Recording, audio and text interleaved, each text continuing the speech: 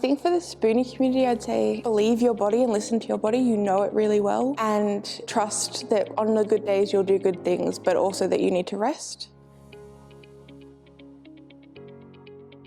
Hi, I'm Jamie. I am 24 and I have CIDP, endometriosis and POTS. So CIDP, or chronic inflammatory demyelinating polyneuropathy, is a rare neurological condition kind of similar to MS. My autoimmune system attacks the myelin around my nerves and the nerves themselves, and so I have limited feeling below the knee, lots of nerve pain as well as in my hands, and some other symptoms as well. Endometriosis is when tissue similar to the endometrium grows outside of the uterus, and it causes lots of pain, inflammation, heavy periods, and can cause infertility. So with endometriosis, I was pretty lucky in that unfortunately my mum has endometriosis as well, but for me that meant she recognised the symptoms early and had good gynecologists she could connect me with. I had symptoms from probably about the age of 14, and then when they got bad enough that I needed help, I was around 20, and at that point I went and saw a gynecologist and a week later had surgery because my symptoms were so severe that it was impacting my bowel and bladder, and I was having urinary tract infections every time I had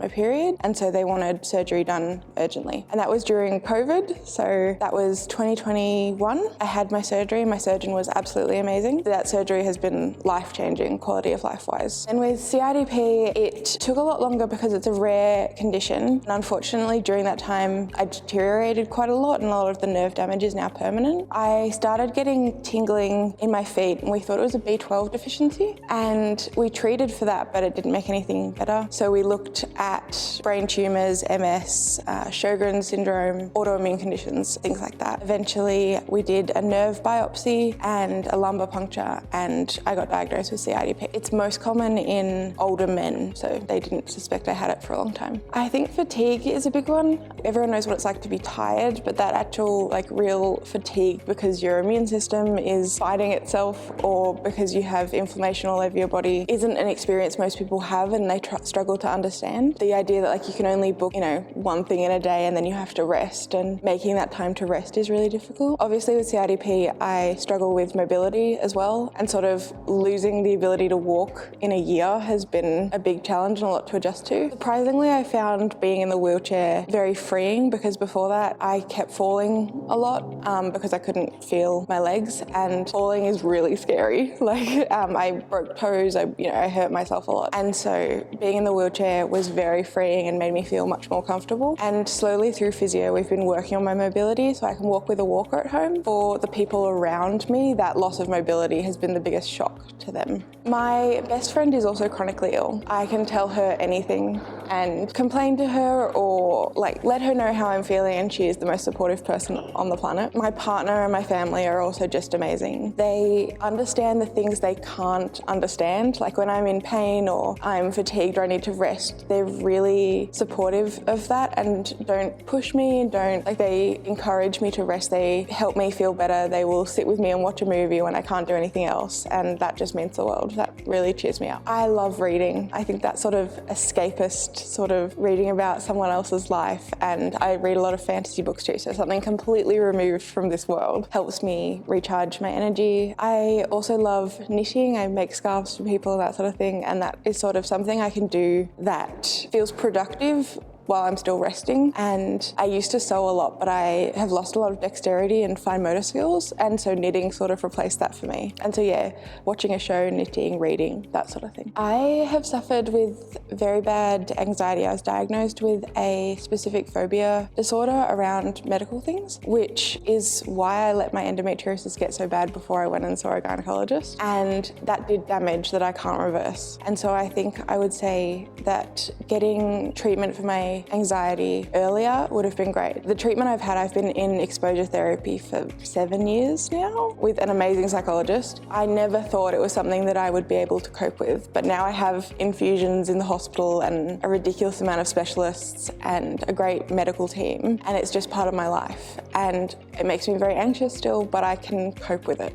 And I never thought I would be able to do that. So the extent of how bad my anxiety was that when I was 16 or 18, I couldn't watch an ad for like health insurance on the TV without having a panic attack. My family couldn't talk about, going to the doctor and getting a needle in front of me, that sort of thing. So I was like really, really bad, had panic attacks all the time. I had to get a blood test at 16 and I genuinely considered running away from home instead of getting it. Through my psychology, it has changed everything. I mean, it took a long time. Exposure therapy is not pleasant, but it does work and it does make a difference. And now, I have monthly infusions and I have IVs, and I mean, even with my endo surgery, they, had to give me medication to calm me down and all of this sort of thing. And my surgeon was amazing and really good with that. I didn't think I could do it. I was very depressed before my surgery, and luckily it wasn't a long time between knowing I was going to get surgery and getting surgery, but I couldn't see on the other, to the other side of it. I had this wall inside my head that I couldn't see past. I was like, the surgery is the only thing I can see coming up, and I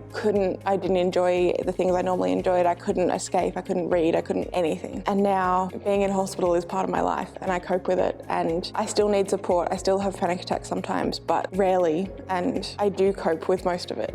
I know what to do when I have a panic attack. I know how to feel when I'm anxious. It's taken a long time, but it's worth it. And the fact that I did get that help has changed my life. So I think if I could say anything to my past self, it would be to get that help early, that it does work, that there's hope there to get better from anxiety. It's never going to go away, but you can manage it really well. And also to speak out about the pain and exhaustion and the symptoms. You're not being silly, you are experiencing these things, they're not normal, and you can get help. Absolutely, I have a couple. With my endometriosis, obviously the wraparound heat packs are amazing when you're moving around, but the shoulder heat packs fit perfectly on your abdomen when you're lying in bed. They got me through my endo surgery and before it. They are amazing. I have so many of them. And then for my CIDP with nerve pain, there's not a lot you can do for nerve pain, but one thing that helps is ice or cold. And so I put the eye masks in the freezer and I will put them on my feet or on my hands when I'm experiencing really bad nerve pain. And it doesn't take it away, but it does soothe it a little bit. And that is just the best thing. I know they're, eye masks, they're not meant to be used for that, but because you can kind of wrap them around things, they are just perfect. I think for the Spoonie community, I'd say believe your body and listen to your body. You know it really well, and trust that on the good days you'll do good things, but also that you need to rest. And for anyone who is supporting someone who is chronically ill or is outside of that community but loves a heat pack, I think value your health and know that the Spoonie and chronically ill community is one you can join at any time and through no fault of your own, and that it's not a place any of us wanted to be in, but there is this wonderful community here to support you if that ever does happen, and that life when you're disabled or chronically ill can still be really wonderful.